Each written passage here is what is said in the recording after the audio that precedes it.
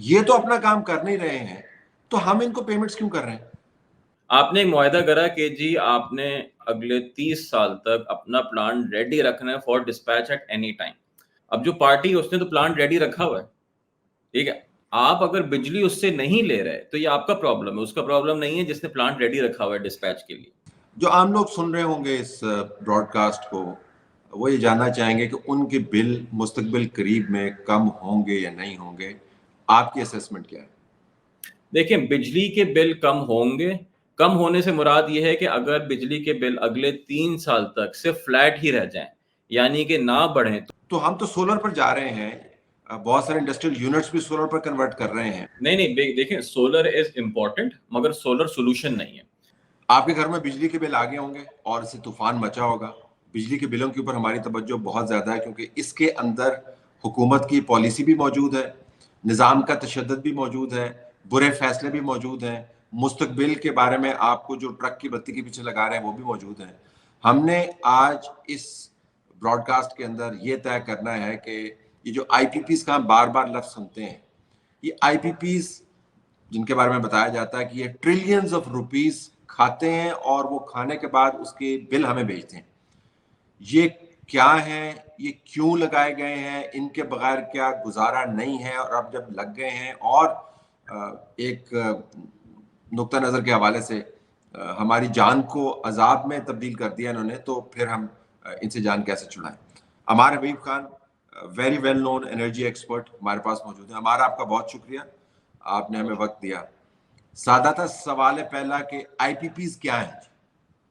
अच्छा, आईपीपीज देखें जी, बहुत सीधी सी बात है। इंडिपेंडेंट पावर प्रोड्यूसर, कोई भी इदारा जो कि पावर जनरेट करे और उसको ग्रिड में दे, बिजली जनरेट करके, उसको हम आईपीपी बोलते हैं।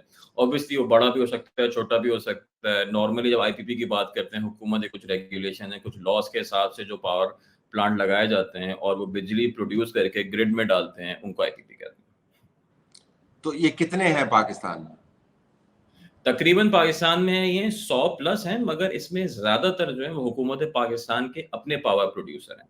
तो प्राइवेट जो हैं वो इतने नहीं हैं, काफ़ी इसमें विंड भी आते हैं, सोलर भी आते हैं, थर्मल भी आते हैं। मेरे ख्याल से 110 के करीब टोटल हैं, जिसमें आधे से ज़्यादा हुकूमत के हैं। ये हमने क्यों लगाए?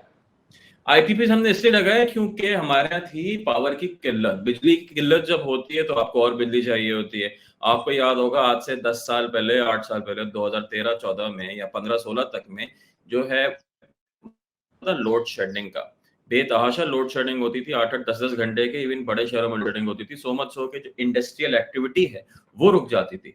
जब कोई भी कंट्री जो होती है, कोई मुल्क जो होता है वो ग्रो करता है, उसकी पॉपुलेशन ग्रो करती है, उसकी इनकम लेवल इंक्रीज होते हैं, तो आपको एनर्जी की ज्यादा जरूरत होती है। उस चीज को मद्देनजर रखते हुए आईपीपी लगाए जाते हैं ताकि बिजली और ज्यादा से ज्यादा वो प्रोड्यूस कर सकें। और ये कब से लगने शुरू हुए? आईपीपी अगर देखते हैं कि हिस्ट्री देखें तो तकरीबन 94 की हमारी पहली आईपीपी की पॉलिसी है, जिसके बाद से आईपीपी लगना शुरू हुए हैं। तो 94 की पॉलिसी है, फिर 2002 की पॉलिसी है, फिर 2015-16 की पॉलिसी है। तो over the last I would say 30 years जो है आईपीपी पाकिस्तान में वो लगना शुरू हुआ। आपने बताया कि बिजली की किल्लत को दूर करने के लिए है। अब मेरा सवाल ये है, ये बिजली की किल्लत को दूर करने के लिए जो एहतमाम किया था, वो बिजली की जिल्लत में कैसे तब्दील हो गया आवाम के लिए? देखें, उसमें होता ही है कि जब भी आप किसी पावर प्लांट को लगाते हैं, उसमें एक सर्टेन, जिसे कहते हैं ना, जेस्टेशन पीरियड होता है। पावर प्लांट एक ऐसी चीज़ नहीं, आज आपने डिसाइड करा कि मैं जी सेटअप करूँगा, अगले 1 दिन में वो चीज़ सेटअप हो गई। आप उसकी प्लानिंग करते हो, वो चीज़ सेटअप होती है, तकरीबन 3 से 4 साल का मरहला होता है मिनिमम। तो जब आप वो 3 से 4 साल में चीज़ लगाते हो सकता है कि आगे जाके आपके इकोनॉमिक हालात ऐसे ना हो कि आपको उसकी ज़रूरत नहीं पड़े। तो ये एक इंफ्रास्ट्रक्चर की चीज़ होती है। फॉर एग्ज़ाम्पल अगर हम आज से 40 साल, 50 साल पहले चले जाएँ, जब तरबेला डैम बना था यूएस फंडिंग से, और उसकी बहुत सारी डॉलर पेमेंट्स 80s में जा रही थी, तो उस वक़्त ऐसा ही लगता था, उस ज़माने अखबार अगर उठा के देख लें तो ऐसे ही था कि जी ये तो कभी किसी काम ही नहीं आएगा ये डैम। मगर आज सबसे ज़्यादा हम बिजली, या सबसे जो चीपेस्ट बिजली है, वो तरबेला से बनाते हैं। अभी भी एग्जैक्टली यही फेज के थ्रू गुजर रहे हैं कि न्यूक्लियर और हाइडल जो है, नए न्यूक्लियर के पावर प्लांट लगे हैं, नए हाइडल के लगे हैं, उनकी पेमेंट्स बहुत ज्यादा हैं, क्योंकि जब भी कोई पावर प्लांट आप लगाते हैं उसके लिए आपको एक कैपिटल चाहिए होता है, इन्वेस्टमेंट करनी होती है। इन्वेस्टमेंट के करे बगैर तो आप इतना बड़ा इंफ्रास्ट्रक्चर प्रोजेक्ट नहीं कर सकते। वो इन्वेस्टमेंट जो होती है, कुछ लोग होते हैं जो अपनी सरमायाकारी करते हैं और बहुत सारा जो है उसमें बैंक डेट होता है, क्योंकि आप सारा इन्वेस्टमेंट या अपनी सरमायाकारी से नहीं कर सकते, डेट की जरूरत होती है। वो जब लोन लिया हुआ होता है उसको रीपे करना होता है, उसकी कैपेसिटी पेमेंट्स होती हैं, जिसकी वजह से जो कि बिल में लगकर आती हैं। होता है इसमें ये है कि अगर हाइडल का प्रोजेक्ट है तो वो तकरीबन उसकी जो लाइफ होगी वो 50 साल की होगी। न्यूक्लियर का प्रोजेक्ट होगा, उसकी लाइफ तकरीबन 60 से 80 साल की होगी।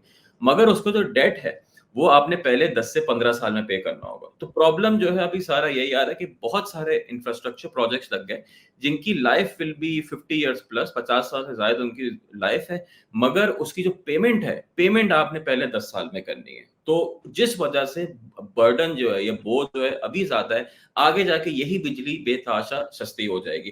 तो वो एक जिसे कहते हैं ना, एक टाइमिंग मिसमैच का इश्यू है और कुछ नहीं है। इसमें एक और चीज मैं बताता चलूं, अगर हम बिजली की कीमत देखते हैं तो इन डॉलर टर्म्स, ठीक है, वो रफली 11 सेंट के आसपास है पिछले कोई 3 से 4 साल में, मगर रुपए में जो बेतहाशा बढ़ गई है। तो इसका मतलब ये नहीं कि बिजली बहुत महंगी लग रही है, इसका मतलब ये है कि हमारी जो इकोनॉमिक सूरत है हल्दी वो इस तरह मिसमैनेज हुई गई है, करी गई है over the last 4 to 5 year, या उससे पहले भी हम चले जाएं, कि जो रुपए की जो कदर में कमी आई है, रुपए की जो डेप्रिसिएशन हुई है, उसकी वजह से ये चीज रुपए में ज्यादा महंगी हो गई है। अब हम इस वक्त बिजली कितने कंज्यूम करते हैं peak hours per? Sir peak hours में तकरीबन इस वक्त हम लोग करते हैं 24,000 मेगावाट के आसपास। ठीक। और ये जो हमने इंफ्रास्ट्रक्चर लगाया हुआ है, ये कितनी प्रोड्यूस करने की सलाहियत रखता है? सर ये प्रोड्यूस करने की सलाहियत रखता है तकरीबन 32,000 मेगावाट।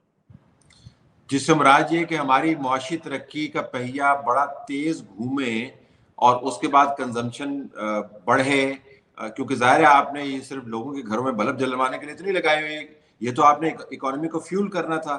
अब इकोनॉमिक प्रोग्रेस जो है वो इनीमिक है, वो आपको अगले जो 4-5 साल के प्रोजेक्शंस हैं उसमें तो नहीं लगता कि हम ये मैक्सिमाइज कर पाएंगे। इस दौरान जो इनका इम्पैक्ट है इकोनॉमी के ऊपर, अगर उसकी असेसमेंट कर लें कि आपने कहा कि कुछ वक्ती तौर पर हो रहा है, लेकिन वक्ती तौर पर तो इट इज ब्लीडिंग अस। कम से कम एक नुक्ता नजर, अगर आप एप्टमा वगैरह सुन रहे हैं, ज़ाहिर फॉलो कर रहे होंगे, उनका पॉइंट ऑफ व्यू ये है कि इट्स ब्लीडिंग अस। बिल्कुल जी। अच्छा, इससे मैं थोड़ी इंडस्ट्रियल एक्टिविटी की बात करता चलो। इंडस्ट्री जो है हमारे, जैसे मैंने बोला 24,000 मेगावाट हमारी पीक डिमांड है जो कि गर्मियों में होती है। इससे वेदर और क्लाइमेट भी जो है ना एक इंपॉर्टेंट एक फैक्टर है इसमें। सर्दियों में यही डिमांड आपकी 10 से 11,000 मेगावाट के आसपास आ जाती है। यानी कि जो हमारी जो पीकिंग डिमांड है वो तकरीबन 14,000 मेगावाट के आसपास है। तो अब हो क्या रहा है, गर्मियों में आपने इंश्योर करना है कि बिजली अवेलेबल हो, सर्दियों में वो चीज इस्तेमाल नहीं हो रही। मगर जो कैपेसिटी है वो तो आप पूरे साल रखते हैं, वैसे तो नहीं कर सकता बोले कि जी गर्मियों में करूंगा और सर्दियों में एकदम से वो चीज गायब हो जाएगी। इसी तरह जो हम डैम बनाते हैं, डैम आइडियल होता है पीकिंग के लिए, वो इसलिए क्योंकि जो डैम में जो पानी आता है वो गर्मियों में ही आता है जब बर्फ पिघलती है, और वो इसेंशियली जब जब दरिया चलते हैं तो हाइड्रो की प्रोडक्शन जो है वो शुरू होती है, मगर हाइड्रो की जो पेमेंट करनी होती है वो तो आपने पूरे साल करनी होती है। तो ये एक मिसमैच जो है वो रहेगा। जहां तक दूसरी बात है, इंडस्ट्रियल प्रोडक्शन बिल्कुल बढ़ाना बहुत जरूरी है, मगर इंडस्ट्रियल प्रोडक्शन के लिए बिजली ही सिर्फ एक कंपोनेंट नहीं है, बेतहाशा और चीजें हैं जो कि एक उसका एक हिस्सा बनती है। टेक्सटाइल की हम बात करते हैं, बहुत सीधी सी बात है कि अगर हम टेक्सटाइल का टोटल रेवेन्यू देखें कि यार वो जितना भी उनकी खपत होती है, तो बिजली का कंपोनेंट जो है उनके टोटल उसमें 4 या 5% से ज्यादा नहीं होता है, जो कि एफिशिएंट उसमें। तो अगर बिजली की कीमत आप आज आधी भी कर दें, तब भी उनका ऐसा नहीं है कि बहुत ज्यादा प्रॉफिटेबल हो जाएंगे या बेतहाशा एक्सपोर्ट करना शुरू कर देंगे। बहुत सारे दूसरे फैक्टर भी हैं जिस पे लोग फोकस नहीं करते, जिस पे फोकस करना चाहिए। आप आज मैं कहता हूँ कि जी मेरी जो बिजली है, जो हमारी ठीक। वेटेड प्राइस बनती है तकरीबन 12 से 13 सेंट बनती है, उसको मैं गिरा के अगर 6 सेंट भी कर दूं, तो टेक्सटाइल में जो है अगर बिजली का जो कंट्रीब्यूशन है वो 5% है, 5% से गिर के वो तकरीबन कोई 4 या 3.5% हो जाएगा। सिर्फ उनको टोटल उसमें 1% का ही फायदा होगा। मगर जो दूसरे हैं जो वैल्यू एडेड काम है, इसमें आप एप्टेमा के केस में भी आप देखें, जो वैल्यू एडेड टेक्सटाइल वाले एक्चुअल एक्सपोर्टर हैं, they are not the ones who would be creating noise. Noise ज्यादातर जो है उन एरिया से आती है जो कि या तो स्पिनिंग में है या इनएफिशिएंट इंडस्ट्रीज में काम कर रहे हैं, वहां से आती है। जो टॉप 10 एक्सपोर्टर्स हैं या टॉप 20 एक्सपोर्टर्स हैं उनको आपकी मिलेगी, क्योंकि कॉन्स्टेंटली वो लोग इवॉल्व कर रहते हैं, कॉन्स्टेंटली एक एफिशिएंसी की तरफ मूव करते रहते हैं। ठीक। अच्छा ये बताएं कि अब आम आदमी हमसे ये भी पूछते हैं, ये तो बड़े लोगों की लड़ाई है, बड़ी लॉबीज की लड़ाई है, हमें बताया जा रहा है एक दूसरे को मुक्के रसीद कर रहे हैं, चले उनको करने दें, उनके अपने मामलात हैं। वो हमसे ये पूछते हैं जी कि जब आपने ये मुआहदे किए थे और आपने तवक्को ये की थी कि ये खास मिकदार में बिजली बनाएंगे, तो ये तो हम प्लांट्स की परफॉर्मेंस देखते हैं, कोई 15% बना रहा है, कोई 5% बना रहा है, कोई 0% बना रहा है, कोई बना ही नहीं रहा है। तो जब वो नहीं बना रहे और वहां पे और भी उनके खांचे काफी सारे हैं, तेल कहाँ पे आता है, गैस कहाँ पे आता है, आती है, वो उसका इस्तेमाल कैसे होता है, तो हम ये तो अपना काम कर नहीं रहे हैं, तो हम इनको पेमेंट्स क्यों कर रहे हैं? नहीं, अच्छा उसमें ये है ना कि आप पेमेंट सिर्फ उस वक्त करते हैं जब कोई प्लांट अवेलेबल होता है डिस्पैच के लिए। आपने एक मुआहदा करा कि जी आपने अगले 30 साल तक अपना प्लांट रेडी रखना है for dispatch at any time. अब जो पार्टी है उसने तो प्लांट रेडी रखा हुआ है, ठीक है। आप अगर बिजली उससे नहीं ले रहे तो ये आपका प्रॉब्लम है, उसका प्रॉब्लम नहीं है जिसने प्लांट रेडी रखा हुआ है डिस्पैच के लिए। अब आपके घर में है कोई, फॉर एग्जांपल एक छोटी सी मिसाल देता हूँ, आपने घर है, आपने एक अपने घर का पोर्शन किराए पे दे दिया। जो किराएदार है आपका, वो कहता है कि जी वो 30 में से सिर्फ 1 दिन रहता है आके।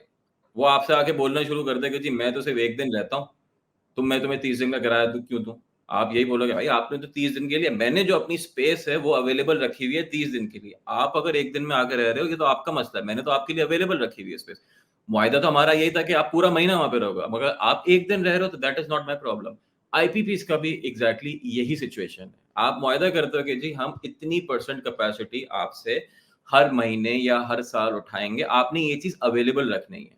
अवेलेबिलिटी होगी तो पेमेंट मिलेगी। फॉर एग्जाम्पल किसी टेक्निकल वजूहात की बिना पर आप नहीं अवेलेबल रख पाए तो आपको पेमेंट भी नहीं मिलेगी। तो ये सिलसिला है। डिमांड, मकसद सारा ये है, अगर हम इसके सॉल्यूशन की तरफ जाएँ तो हमें डिमांड अपनी ग्रो करनी है। डिमांड किस तरह ग्रो करनी है? इंडस्ट्रियल एक्टिविटी के थ्रू करनी है, मुख्तलिफ चीज़ों को और थ्रू करनी है। जब तक डिमांड ग्रो नहीं होगी उस वक़्त तक हमारा ये प्रॉब्लम रहेगा, और डिमांड लार्जली जो है हमारी ओवरऑल इकोनॉमिक ग्रोथ पर ही बेस्ड है, जो कि आप जानते हैं कि बहुत सारे और वजूहात हैं जिससे ये चीज़ लिंक्ड है। अच्छा, इस वक्त एक ज़मीनी सवाल इसी अमल से मुताल्लिक, वो ये कि हमने तो इस भूचाल में लोगों को सोलर सिस्टम के ऊपर कन्वर्ट करवाना शुरू किया है। मैंने खुद जो है वो सोलर इंस्टॉल करवा लिया है, तमाम तर हेजिटेशन के बावजूद, क्योंकि मुझे अपनी छत बड़ी अजीज़ थी। मेरे ख्याल में छत की बड़ी अहमियत है, लेकिन चले आप या छत बचा लें या फिर अपनी जेब बचा लें, तो हमने जेब बचाने का एहतमाम किया। तो मुझे को बता रहा था कि 7,000 मेगावाट के करीब जो है हम इस कैपेसिटी को जनरेट करवा रहे हैं बजरिया सोलर। अब तो हम तो सोलर पर जा रहे हैं, बहुत सारे इंडस्ट्रियल यूनिट्स भी सोलर पर कन्वर्ट कर रहे हैं। तो अगर हम डिमांड मीट भी करेंगे तो ये फिर आईपीपी से तो मीट नहीं करेंगे, ये तो फिर अपना खुद एहतमाम हमने कर लिया होगा, तो उनकी बिजली तो वैसे ही अनकंज्यूम्ड रहेगी कि नहीं? नहीं, नहीं, देखिए सोलर इज़ इम्पोर्टेंट मगर सोलर सॉल्यूशन नहीं है। बहुत सीधी-सी बात है, सोलर जो हम यूज़ कर रहे हैं, सोलर की एफिशिएंसी होती है तकरीबन 20% के आस-पास होती है। जब भी हम कहते हैं, अगर लेट्स से हम कहते हैं कि 7000 मेगावाट अवेलेबल है, तो एक्चुअल इफेक्टिव जो कैपेसिटी होती है वो सिर्फ 1400 मेगावाट होती है 20% के आस-पास। वो इसलिए होती है कि सूरज का भी जो है ना एक टाइम होता है जिसमें पीक एफिशिएंसी होती है। उसके बाद आपने ग्रिड पर ही वापस जाना है। आपने ग्रिड से ही लेना है कि अनलेस कि आप बैटरी सिस्टम्स लगा लें, और बैटरी अभी इतनी महँगी है कि वो फीज़िबल नहीं होता। तो गोइंग फॉरवर्ड दुनिया भर में यही हुआ है, एक चीज़ कहते हैं उसको डक कर्व के नाम से बोला जाता है। कि बत्तख की तरह उसका शेप होता है कि जब पीक सनलाइट के आवर्स होते हैं, ग्रिड से डिमांड बहुत कम हो जाती है बिकॉज़ सोलर किक्स इन। दुनिया जहाँ में ये हो रहा है और पाकिस्तान में भी ये होगा, टेक्नोलॉजी को आप जिसे कहते हैं ना बीट नहीं कर सकते, टेक्नोलॉजी विल ऑलवेज़ प्रिवेल। ढल जाता है, जब सनसेट हो जाता है या उसके करीब होता है, तो फिर जो है ग्रिड की डिमांड बढ़ती है। तो हमें अपना जो पावर इंफ्रास्ट्रक्चर है, वो इस तरह इवॉल्व करना पड़ेगा कि solar is a reality. Solar आगे जाके सिर्फ बढ़ेगा ही, कम नहीं होगा। जो इंफ्रास्ट्रक्चर है एक्जिस्टिंग, उसको किस तरह इवॉल्व करें कि जो बेस लोड है हमारा वो बढ़ता रहे। देखें इंडस्ट्री जो है वो बिल्कुल 100% सोलर पे नहीं चल सकती।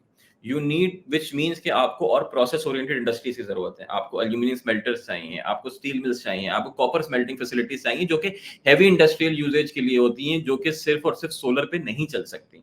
तो इस टाइप की हमें एक्टिविटी करनी है कि जो इंटेंसिव डिमांड जिन इंडस्ट्रीज की हो वो हम लगाएं, ताकि उससे बिजली की खपत तो ऑटोमेटिकली एक इंडस्ट्रियल ग्रोथ भी हो। तो ये कहते हैं ना, दोनों चीजें are very closely linked. Isolation में ना इंडस्ट्रियल ग्रोथ को दे सकते हैं, ना इलेक्ट्रिसिटी जनरेशन को देख सकते हैं। जो आम लोग सुन रहे होंगे इस ब्रॉडकास्ट को, वो ये जानना चाहेंगे कि उनके बिल मुस्तकबिल करीब में कम होंगे या नहीं होंगे। आपकी असेसमेंट क्या है? देखिए, बिजली के बिल कम होंगे। कम होने से मुराद ये है कि अगर बिजली के बिल अगले 3 साल तक सिर्फ़ फ्लैट ही रह जाएँ, यानी कि ना बढ़ें, तो वो भी एक कमी का वो होता है। रियल टर्म्स में हम उसको इकोनॉमिक्स की ज़बान में कहते हैं कि जब अफ़रात ज़रिया इन्फ्लेशन को एडजस्ट करें, तो कमी ही आती है। ठीक है? तो अगले 3 से 4 साल में अगर रुपए की कदर में वो नहीं हुआ, जैसे घटी नहीं रुपए की कदर, डेप्रिसिएशन नहीं हुई, तो बिजली के बिल जो हैं, वो एक स्टेबल लेवल पे रहेंगे और हो सकता है थोड़े डिक्लाइन भी कर जाएँ। मैंने जैसे शुरू में ब्रॉडकास्ट के बोला था कि असल जो इस चीज़ का इम्पैक्ट होता है वो पीकेआर डेप्रिसिएशन का है, रुपए की कदर का है। उस चीज़ को अगर हम स्टेबलाइज़ करके चलें, तो इसमें कोई प्रॉब्लम नहीं हो। एक छोटी-सी मैं मिसाल दूँगा, आज से 3 साल पहले 2021-22 में हमने तकरीबन कोई $20 अरब का करंट अकाउंट डेफिसिट करा था।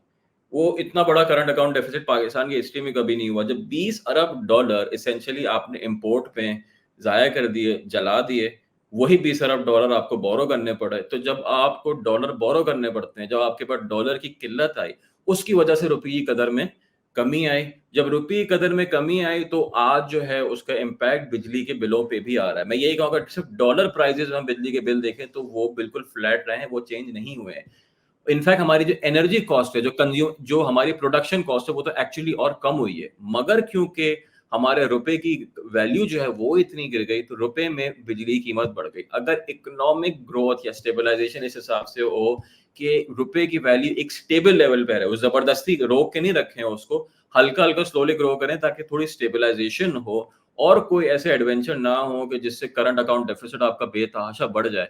तो बिजली की कीमत यही रहेगी। हाँ, अगर कोई हुकूमत आती है, कोई ऐसी पॉलिसी आती है, कहते हैं कि जी अगले साल हम ग्रोथ के लिए $15 अरब का जो है डेफ़िसिट करेंगे, तो यकीनन और जो है बिजली की कीमत में इज़ाफ़ा होगा। लेकिन हमारे पिछले 6 महीने में रुपया तो स्टेबल है रफली, कीमतें जो हैं वो क्वाड्रुपल कर गई हैं per unit. What is happening? Sir, this is ये लैग के साथ होता है ना। होता क्या है मैं आपको बताऊँ, बिजली का आपका बिल है, बिजली के बिल में तकरीबन ₹18 जो है, ₹18 आपकी कैपेसिटी चार्जेज़ हैं। उन ₹18 में से तकरीबन ₹11 जो है, 10 से ₹11 वो जो है सिर्फ़ डेट रीपेमेंट है। बहुत सारा अपने प्रोजेक्ट का जो डेट है वो लिया हुआ होता है डॉलर में, क्योंकि आप इम्पोर्ट करते हो, प्लांट इम्पोर्ट करते हैं, मशीनरी आप इम्पोर्ट करते हो, वो डॉलर में लिया होता है और आपने वो डॉलर में ही वापस करना होता है। जब रुपए की कदर में कमी आती है, तो इसका इम्पैक्ट 6 महीने, साल, 18 महीने के बाद स्लोली एंड स्टेडली होता है। तो वही चीज़ अगर आपने $1 अरब लेट्स से उधार लिया था, आज से 5 साल पहले उस वक़्त रुपए की कीमत ₹200 थी। आज या ₹180 थी, आज वही चीज़ जो है ₹280 पर है। तो वो $1 अरब जो है 280 अरब के बजाय सॉरी 180 अरब के बजाय आज 280 अरब रुपए हैं, यानी कि 100 अरब आपने एक्स्ट्रा देने पड़ रहे हैं। ठीक है? तो ये डेप्रिसिएशन इम्पैक्ट स्लोली आता है। एक और चीज़ जो हुई पिछले 3 साल में वो ग्लोबल डॉलर में इंटरेस्ट रेट जो है वो बहुत ज़्यादा बढ़ गए। तो हमने करंट अकाउंट डेफिसिट उस वक़्त करा जब इंटरेस्ट रेट दुनिया में बढ़ रहे थे।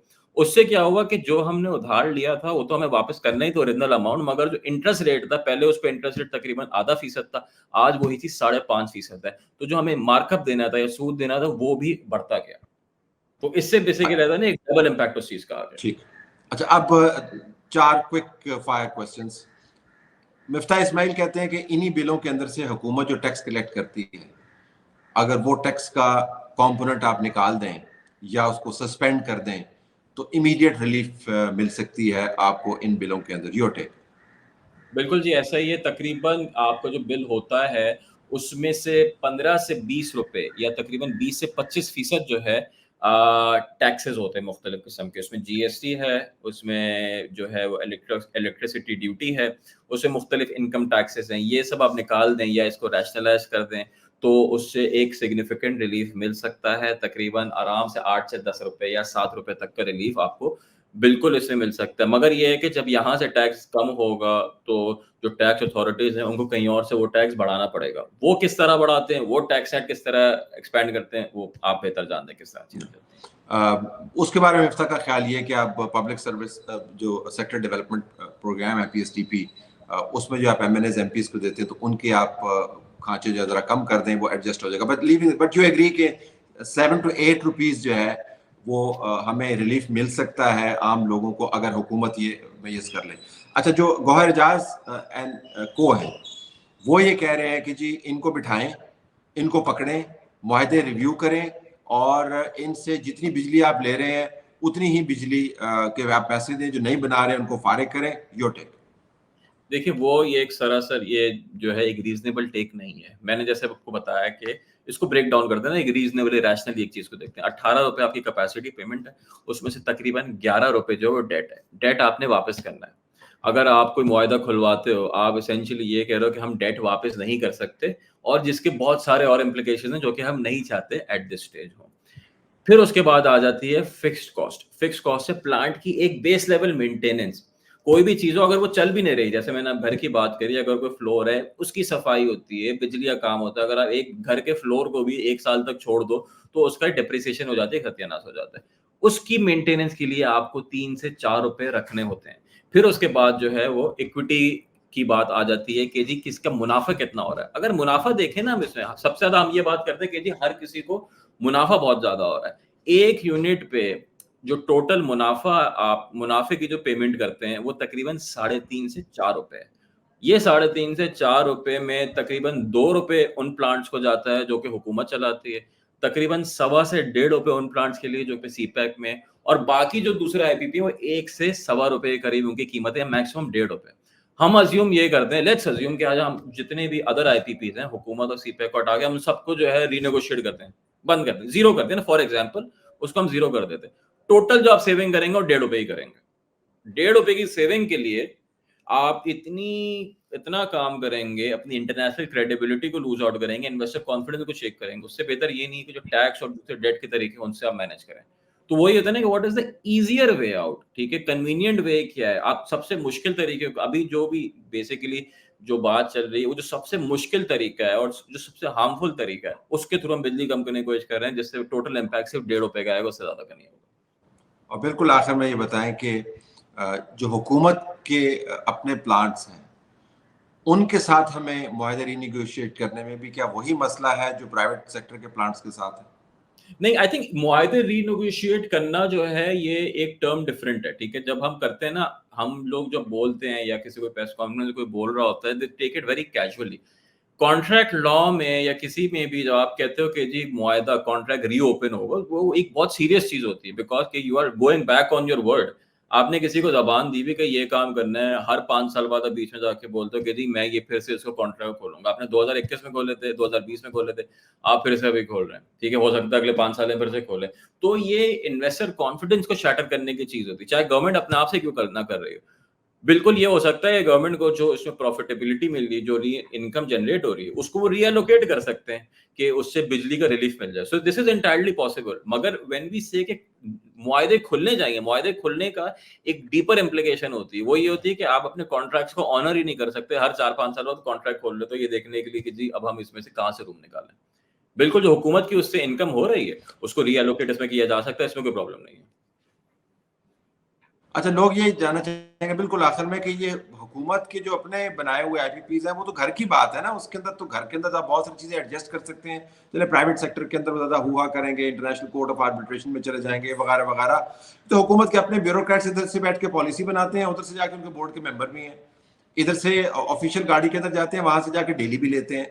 तो ये तो अपने घर का अरेंजमेंट है ना। घर के अरेंजमेंट को आवाम की सहूलत के लिए अगर हम रीओपन करें, रीनिगोशिएट करें या जो भी करें, तो उसके ऊपर भी क्या उसी किस्म की जहमत हम पर लागू हो सकती है जिस तरह प्राइवेट सेक्टर के साथ होगी? नहीं, मैंने उसे बोला ना, बहुत सीधी-सी बात है कि जो नफ़ा आ रहा है, जिससे भी जो नफ़ा आ रहा है, आप क्या है ना, आरओई जनरेट होता है, हुकूमत की प्लांट से एक सर्टेन आरओई जनरेट होता है, आप उसको रीडायरेक्ट कर दो रिलीफ की तरफ, एक इम्पैक्ट उसका वही होता है।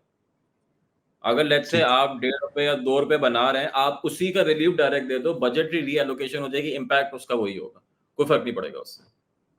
और ऑब्वियसली एफिशिएंसी की अमार, जहाँ तक बात है, एफिशिएंसी तो हर चीज़ में लेकर आनी चाहिए, चाहे वो हुकूमत की हो, प्राइवेट की हो। अगर कोई इनएफिशिएंटली चीज़ चल रही है, उसमें तो कोई दो राय नहीं है कि जी इसको एफिशिएंट ज़्यादा बनाने की ज़रूरत है, बेहतर प्रोसेस की ज़रूरत है, बेहतर तरीक़ेकार की ज़रूरत है। Ammar, thank you very much for being so kind and sharing your insights with us. बहुत शुक्रिया आपका। बहुत शुक्रिया, थैंक यू जी, खुदा हाफ़िज़।